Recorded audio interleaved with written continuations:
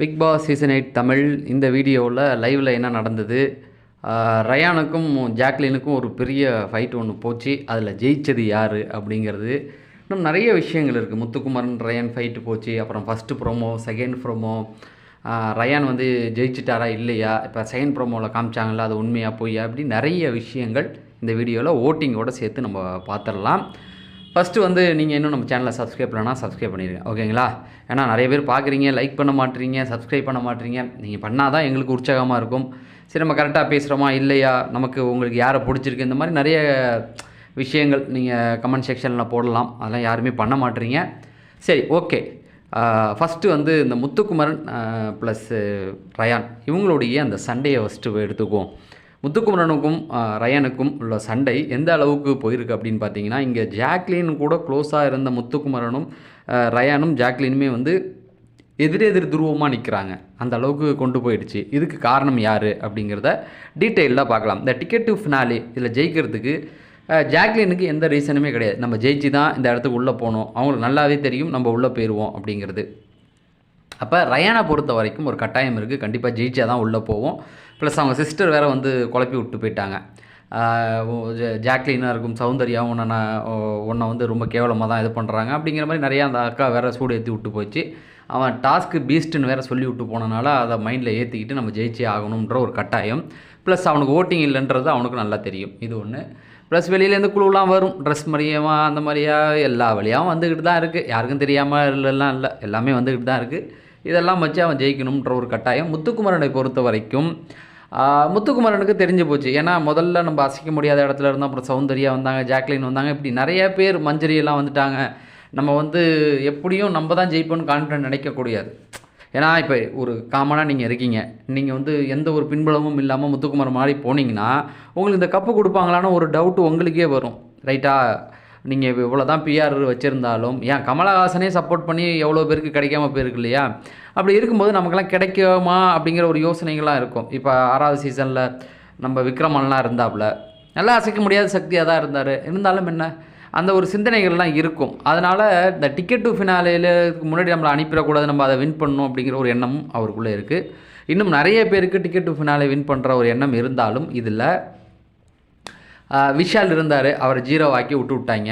இப்போ அந்த அந்த வெற்றி இடத்துல முதல் இடம், 2வது இடம், ரொம்ப வழி தரக்கூடிய இடம்னா அந்த 2வது இடம், அந்த இடத்துல முத்துக்குமரன் மாட்டிக்கிட்டார். அவரை பொறுத்த வரைக்கும் எங்கே ட்ரிகர் ஆனார் அப்படின்னு பார்த்தீங்கன்னா, அவருடைய ஃபோட்டோவோ பொம்மையோ வந்து எடுத்தார் பாருங்க ஃபஸ்ட்டு டாஸ்க்லையா. ஆமாம், 2 பேரை அவுட் ஆகினார் முத்துக்குமரன். ஒன்று ரயானி இது அருணையும், இன்னொன்று ராணவையும். 3வது வந்து அவரை முத்துக்குமரன் வந்து ரயானை வந்து தூக்குனார். அங்கேயே ட்ரிகர் ஆகிட்டார், இவனை அடித்து தான் விளையாடணும் அப்படின்னு.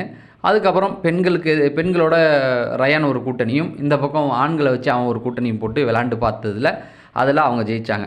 இப்படியே வர வர வர ரயானுடைய பாயிண்ட் வந்து ஏறிக்கிட்டே இருக்குது. முத்துக்குமரன் வந்து அவருக்கு நிகராக பக்கத்தில் வரும்பொழுது நேற்று அந்த டாஸ்கில் என்ன ஆகிடுச்சு அப்படின்னா, முத்துக்குமரனுடைய டார்கெட் எப்படின்னு பார்த்தீங்கன்னா, முத்துக்குமரன் வந்து யார் கூடயும் பெரிய சண்டையும் போட மாட்டான், அப்படியே சண்டை போட்டாலும் போய் டக்குன்னு பேசக்கூடிய ஒரு கேரக்டரு.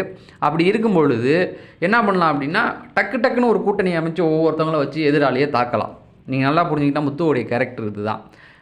எப்படின்னா, எதிராளியை தாக்கணும் அப்படின்னா டக்குன்னு ஈகோ பார்க்காம, அருண் கூட சண்டைனா அருண் கூட போய் பேசி அருணை கூட்டு வர்றது, விஷால் கூட சண்டைனா விஷாலை கூட்டு, இப்படி எல்லாரையும் கூட்டு வர ஒரு இது இருக்கனால அவங்களும் பின்னாடி வந்துடுறாங்க. இதன் நிமித்தம் எல்லாருக்கும் என்னென்னா, ரயான் வந்து முன்னாடியில் இருக்கிறதுனால ரயானை வீழ்த்துறதுக்காக எல்லாம் ஒன்று சேர்றதுன்னு தெரியுது. இப்படி இருக்கிற அந்த இடத்துல வந்து ஜாக்லின் வந்து அவங்க கூட சேர்ந்தாங்க. அப்படி சேரும் பொழுது தான் என்ன ஆகுது அப்படின்னா, இவங்க 2 பேருக்குமே ஒரு சின்ன பிரச்சனைகள் எங்கே வருது அப்படின்னா, ரயானை நோக்கி ஜாக்லினும் வந்து விளையாட வராங்க. ஏன்னா ஜாக்லினுடைய வேறு ஆப்ஷனே கிடையாது, அவங்க பாயிண்ட் எல்லாமே போயிட்டு 0ல் இருக்காங்க. அவங்க வேறு ஆப்ஷன் என்ன, யாரு கூடயாவது நின்று நம்ம ஜெயிக்கணும் அப்படின்னும் போது ரயான் வந்து முதல் இடத்துல இருக்கான். சரி, நம்ம முத்துக்குமரனோட ஜாயின் பண்ணிக்கலாம். ஏன்னா முத்துக்குமரன் கூட அவங்க ரொம்ப நாளாக கூட்டணியில் இருக்காங்க. முத்துக்குமரன் கூட இருந்தால் ஏதோ ஒரு விதத்தில் நமக்கு பெனிஃபிட் கிடைக்குன்றதை அவங்க நம்புகிறாங்க, அவங்க மஞ்சரிலாம். அதனால் ஒரே இதில் இருக்கிறனால இந்த பக்கம் ஆப்போசிட்டில் நின்று விளாண்டுக்கிட்டு இருக்காங்க. அப்போ இவன் கிடையாதா, ரயான் கிடையாதான்னு கேட்டிங்கன்னா, ரயான் வந்து எப்படி இருக்கான் அப்படின்னா, ஒரு கொஞ்சம் தூரத்து சொந்தம் மாதிரி எட்டிலே நின்றுக்கிறான். இப்போ இப்படி விளையாடும்போது இவங்களுக்குள்ள அந்த சண்டை ஆரம்பித்து, இதில் முத்துக்குமரனை பொறுத்த வரைக்கும் ரயானை வீழ்த்தியே ஆகணும், நம்ம மேலே போயே ஆகணுங்கிறதுக்காக சுயநலமாக தான் முடிவு எடுத்து பண்ணுறாரு. இதில் ஜாக்லினுக்கு மற்றவங்களுக்குலாம் பெனிஃபிட் கிடையவே கிடையாது. நல்லா புரிஞ்சுக்கணும். இதுதான் இது வந்து ரயானுக்கு தெரிஞ்சு போச்சு. முத்துக்குமரன் நம்மளை வந்து அடிக்கிறான், இது தெரிஞ்சும் ஜாக்லின் வந்து அவனுக்கு உடன்படுறாங்க அப்படிங்கிறது தான். அந்த சண்டை அப்படியே முட்டு போய் காலையில் உட்காந்து பேசுகிறானுங்க, நைட்டு உட்காந்து பேசுகிறானுங்க.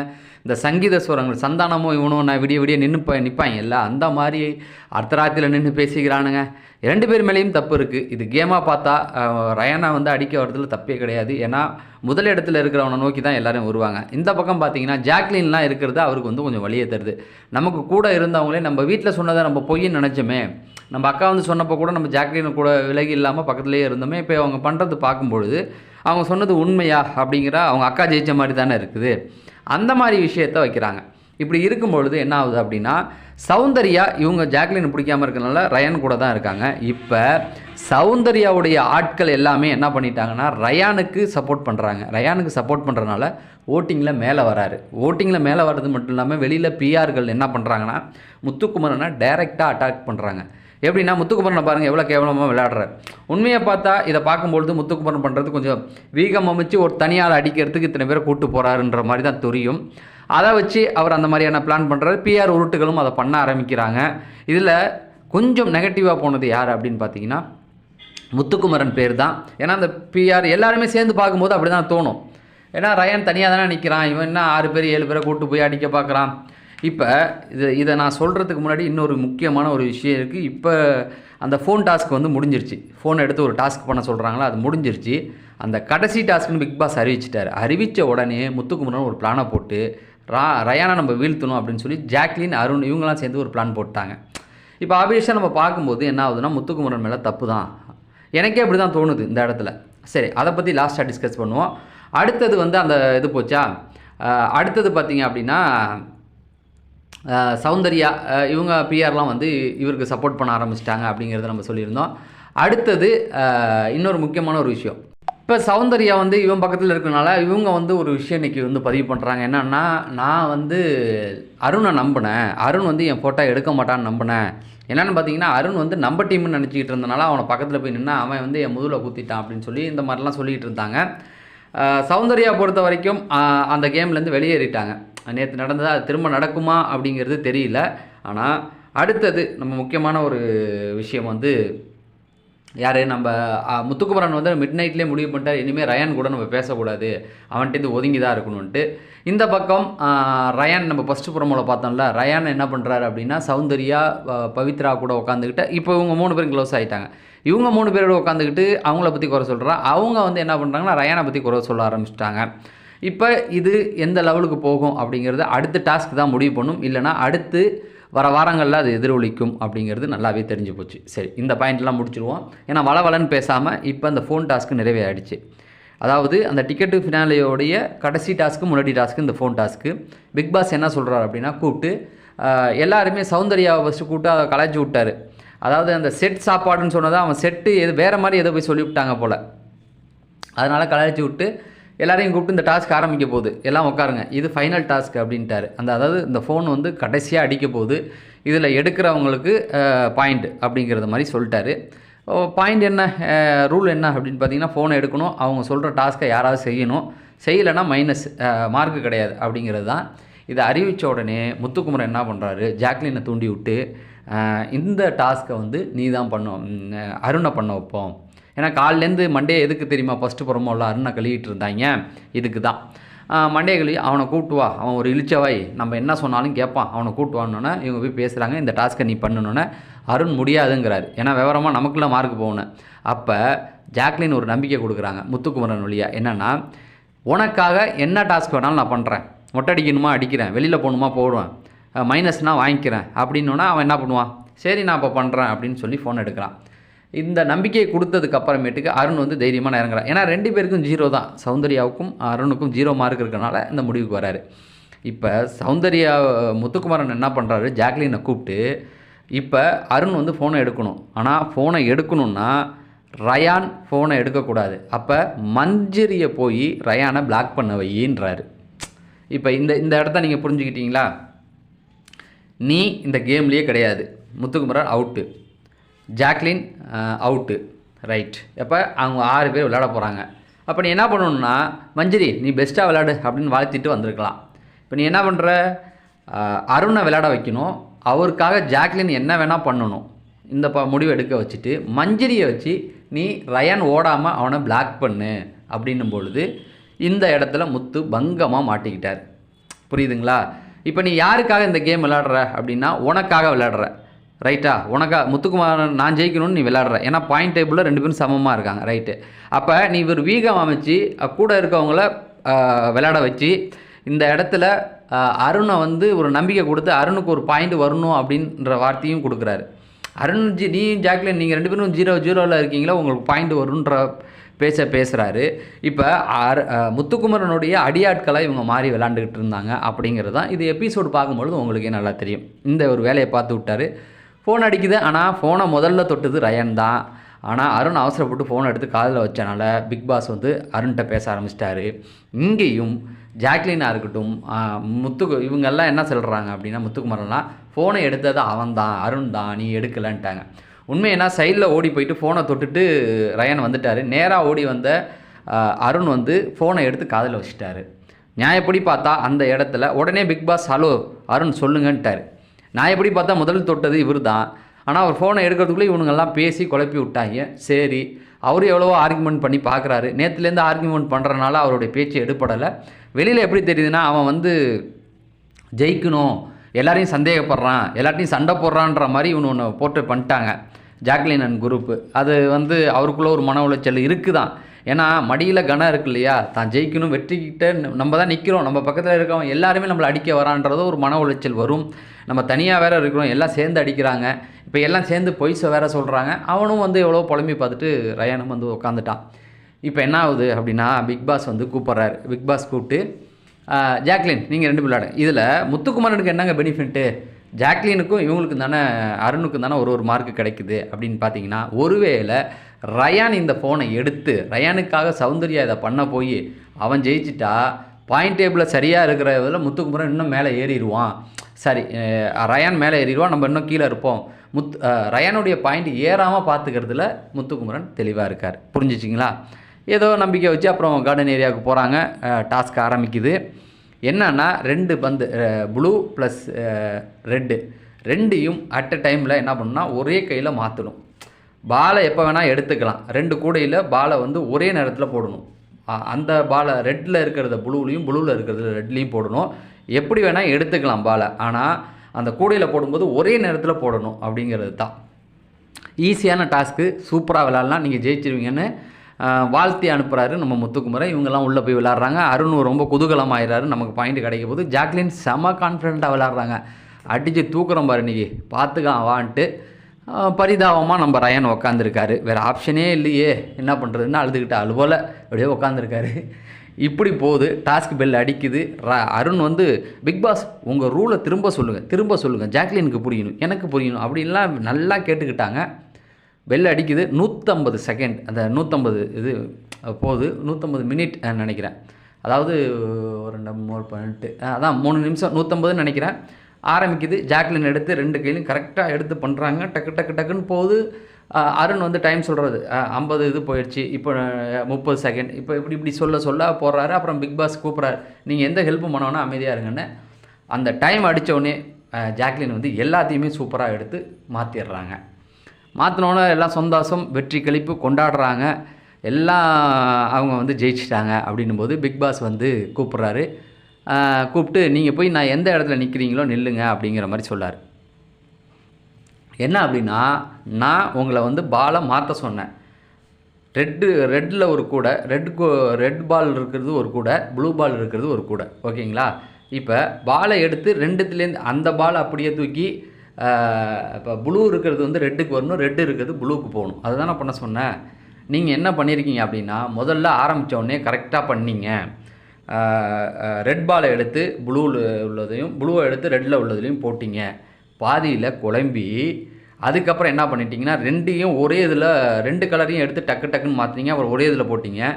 அப்புறம் என்ன பண்ணீங்க, கன்ஃபியூஷனில் ரெட் இருக்கக்கூடியில் திரும்ப ரெட்டை போட்டு நிரப்பிட்டீங்க, ப்ளூ இருக்கிறத ரிவ்யூ மாற்றிங்க. நீங்கள் பாலை சேஞ்ச் பண்ணல, எடுத்து அதிலேயே தான் போட்டிருக்கீங்க அப்படிங்கிறத சொல்கிறாரு. அதாவது குழப்பத்தில் ஓப்பனிங் நல்லா பண்ணிட்டாங்க, மாற்றினாங்க. அதுக்கப்புறம் குழம்பி போய் 2த்தையும் மாறி போட்டு திரும்ப எதில் இருந்ததோ அதிலேயே போட ஆரம்பிச்சிட்டாங்க. அதுதான் நடந்திருக்குன்னொன்னே எல்லாருடைய மூஞ்சி செத்து போச்சு. வந்து வேதனை போட்டுக்கிட்டு ஜாக்லின் வந்து தன்னுடைய ட்ராமாவை ஸ்டார்ட் பண்ணிட்டாங்க. என்னடா இவ்வளோ நாள் ஜாக்லினுக்கு சப்போர்ட் பண்ணிக்கிட்டு இருந்தேன், நீ ஜாக்லினை போய் கழுவுறேன்னா நான் யாருக்கும் சப்போர்ட் பண்ணல. அங்கே கேம் என்ன நடக்குதோ அதில் எனக்கு என்ன தோணுதோ அதை தான் பண்ணிக்கிட்டு இருக்கேன். ஓகேங்களா? நாளைக்கு ஜாக்லின் நல்லா விளையாண்டா பேச போகிறேன், சௌந்தர்யா நல்லா விளையாண்டா பேச போகிறேன். நான் ஆரம்பத்துலேருந்து ஒருத்தவங்களுக்கு மட்டும் சப்போர்ட் பண்ணல, எல்லாருக்கும் தான் சப்போர்ட் பண்ணிக்கிட்டு இருக்கேன். ஏன்னா நமக்கு அங்கே கேம் என்ன நடக்குதோ அதை தோணுதோ அதை தான் பேசிக்கிட்டு இருக்கேன். ஜாக்லின் வந்து கண் கலங்க ஆரம்பிச்சிட்டாங்க. எல்லாம் போய் ஆறுதல் முத்துக்குமரன் சரி விடுங்க பார்த்துக்கலாம், அடுத்ததில் பார்த்துக்கலாம் அப்படின்னு. உள்ளுக்குள்ளே தம்பிக்கு வந்து வேதனை தான் தாங்கிக்க முடியல, அப்படியே நெஞ்சை பிடிச்சிக்கிட்டு பேசுகிறாங்க, ஆறுதல்லாம் சொல்கிறாங்க. மஞ்சரி வந்து சரி விடுங்க, பாசிட்டிவாக எடுங்க, இதெல்லாம் மூளை தெளிவாக இருந்தால் தான் பண்ணணும் அப்படின்னு அவங்க சொல்ல. மைண்டில் என்ன வருதோ அப்போ ஜாக்லின் மூளை குழம்பி போயிருக்காங்களா, அதுங்களுக்கு மூளையே இல்லையா அப்படிங்கிற மாதிரிலாம் போயிட்டு இருக்குது. ஒருவேளை மீம்ஸ்லாம் போடுவாங்க. இந்த பக்கம் எல்லாருமே வந்துட்டாங்க. ரயான் மட்டும் வரவே இல்லை. அவன் பாட்டு தூரத்தில் ஒரு சேரை போட்டு ஹாயாக உட்காந்துக்கிட்டு அப்படியே கால் மேலே கால் போட்டு சிரிச்சுக்கிட்டு லைட்டாக ஸ்மைலோட உட்காந்துருக்கான். நடத்துங்கடா, எவ்வளோ அடிக்க முடியும், ஜெயிச்சிட்டேன் பற்றியா அப்படின்னு சொல்லி. இதுக்கு மேலே என்ன ஆகுதுன்னா, ரயானை பார்க்குறதுக்கு இந்த எம்ஜிஆர் ஒரு காலை தூக்கி விட்டுட்டு பேண்ட்டை தூக்கி விட்டுட்டு ஒரு காலில் மட்டும் இருப்பார் இல்லையா, அந்த ஸ்டைலில் தான் தலைவன் சுற்றிக்கிட்டு இருக்கான். சரி, அது அவன் பிடிச்ச விஷயம். இதில் என்ன ஆச்சு அப்படின்னா, ரயானுக்கு வந்து 21 பாயிண்ட்டுகள் வாங்கி ஜெயிச்சிட்டதா செய்திகள் வந்துக்கிட்டு இருக்குது. ரயான் 21 பாயிண்ட் வாங்கிட்டாரா அப்படின்னு கேட்டிங்கன்னா, அந்த 21 பாயிண்ட் எப்படி வந்ததுன்னா அதுக்கும் ஒரு மஞ்சரி தான் காரணன்றாங்க. என்ன அப்படின்னா, 2 பேருமே 19 இருந்திருக்காங்க. யார்? முத்துக்குமரனும் ரயானும் வந்து 19 இருந்திருக்காங்க. இதில் ஜெயிக்க வச்சது பாயிண்ட் எப்படின்னு பார்த்தீங்கன்னா, நம்ம மஞ்சரி ஒரு டாஸ்க் கொடுத்தாங்களே, தலையில் வந்து கோழி மண்டை மாதிரி டை அடிச்சிக்கன்னு, அவங்க கொடுத்த அந்த 2 பாயிண்ட் தான் அவங்கள உதவி செஞ்சுருக்கு.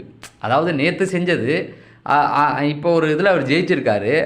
அது எந்த விதத்தில் அவருக்கு வந்திருக்கு அப்படின்னா, ஒருவேளை மஞ்சரி வந்து அவருக்கு அந்த 2 பாயிண்ட் கொடுக்கல அப்படின்னா இவர் முத்துக்குமரன் ஜெயிச்சிருக்கிறதுக்கு வாய்ப்பாக இருக்கும். அதனால் மஞ்சரி வழியாக வந்த பாயிண்டால் தான் அவர் ஜெயிச்சதா செய்திகள் வந்துட்டுருக்கு. டிக்கெட்டு ஃபினாலே அவர் தான் ஜெயிச்சிருக்காரு அப்படிங்கிற செய்தியும் வந்திருக்கு. 2வது இடத்துல ரன்னராக தான் அவர் வந்திருக்காரு. ரன்னராக வந்தால் ஒன்றும் தரமாட்டாங்க, அவ்வளோதான், அதை வாங்கி கையில் தான் வச்சுக்கணும். டிக்கெட்டு ஃபினாலே ரயான் ஜெயிச்சிட்டாரு. அவருக்கு இது டிசர்வ் தான். ஏன்னா அந்த அளவுக்கு ஹார்ட் ஒர்க் போட்டிருக்காரு. எவ்வளவோ பேர் வந்து சேர்ந்து தாக்குனாலும் தனியாக நின்று ஜெயிச்சிருக்காரு. ஓகேங்களா? அதில் வந்து நம்ம மாற்றுக்கருத்தில் அவருடைய அந்த திறமையை வந்து நம்ம பாராட்டி ஆகணும் அப்படிங்கிறது தான். அதை தாண்டி அடுத்தது வந்து ஓட்டிங்லேயும் அவர் சௌந்தர்யாவுடைய ஆதரவாளர்கள் இப்போ, ஏன்னா சௌந்தர்யா வந்து முதல்ல ஆதரவாளர்கள் முத்துவை வந்து தாக்குனாங்க, முத்துவை தாக்கிட்டு இருந்தாங்க. அதுக்கப்புறமேட்டுக்கு ஜாக்லினை தாக்க ஆரம்பித்தாங்க. இப்போ என்ன ஆச்சு அப்படின்னா, சௌந்தர்யா வீட்டில் இப்போ யாரு கூடயும் தாக்குறது இல்லை, ராணாவும் இப்போ தாக்குறது கிடையாது, அவங்களே அமைதியாக உட்காந்துடுறாங்க. இப்போ என்னன்னா அவங்களுக்கு வந்து இவங்களுடைய துணை சப்போர்ட் தேவைப்படுது இல்லையா, ரயான் கூட சப்போர்ட்டிவாக இருக்கனால இப்போ அவங்க என்ன பண்ணிட்டாங்கன்னா, பிஆர் குரூப்லாம் நம்ம யாரையும் அடிக்க வேணாம், ரயானை தூக்கி விடுவோம் இந்த வாரம், அப்போ வந்து கரெக்டாக தெரிஞ்சிடும் அப்படின்னு சொல்லி ரயானுக்கு சப்போர்ட் பண்ணுறதுனால ரயான் 2வது இடத்துல வந்துட்டாங்க. ஜாக்லின் ரொம்ப அகலபாதாரத்துக்கு கீழே வந்துட்டாங்க. என்னென்னு பார்த்தீங்கன்னா, ஜாக்லினை பொறுத்த வரைக்கும் வெளியில் வந்து 5வது இடத்துக்கு வந்துட்டாங்க. எல்லாருடைய ஆதரவாளர்களும் ஒவ்வொருத்தவங்களுக்கு பிடிச்சவங்களுக்கு ஓட்டு போட, ஜாக்லினுக்கு யாருமே ஓட்டு போடவில்லை அப்படிங்கிறது தான் தெரியுது. 2வது, ஜாக்லினுடைய ஆதரவாளருக்கு அவர் முத்து கூட சேர்ந்து விளையாண்டது தப்பு கிடையாது. ஆனால் நம்ம எப்படி விளையாடுறோன்னு ஒன்று இருக்குல்ல, புரியுதுங்களா? யாரையும் ரொம்பவும் அடிக்கக்கூடாது, பட்டும் படாமல் இருக்கணுங்கிறத அவங்க தெரிஞ்சிக்கல. இப்போ ஜாக்லின் இருந்த ஜாக்லின் கிடையாது, அந்த பழைய டீம் அப்படியே சௌந்தர்யா வந்துட்டாங்க, இவங்க ரயான் வந்தாச்சு. இப்போ இவங்க தனிச்சு விட்டு இந்த பக்கம் முத்துக்குமரன் கூட ஜாயின் பண்ணி விளாட்றாங்க. முத்துக்குமரன் வந்து எப்போ வேணாலும் நம்மளை போய் கவுக்கக்கூடியவர், அவ்வளோதான். அவர் ஜெயிக்கிறதுக்காக அவங்கள கவுப்பாருங்கிறது அவங்களுக்கு தெரியல. மேபி அது அடுத்த வாரம் என்னன்னு நமக்கு தெரிஞ்சிடும். இதுதான் இந்த நிலவரம். ஸோ இது வரைக்கும் தான் நான் பார்த்துருந்தேன். அடுத்த ப்ரோமோவில் என்ன வருதுன்னெலாம் பார்க்கலாம். நீங்கள் இன்னும் நம்ம சேனலை சப்ஸ்கிரைப் பண்ணலாம், சப்ஸ்கிரைப் பண்ணுங்கள். நம்ம அடுத்த வீடியோவில் சந்திப்போம். நன்றி, வணக்கம்.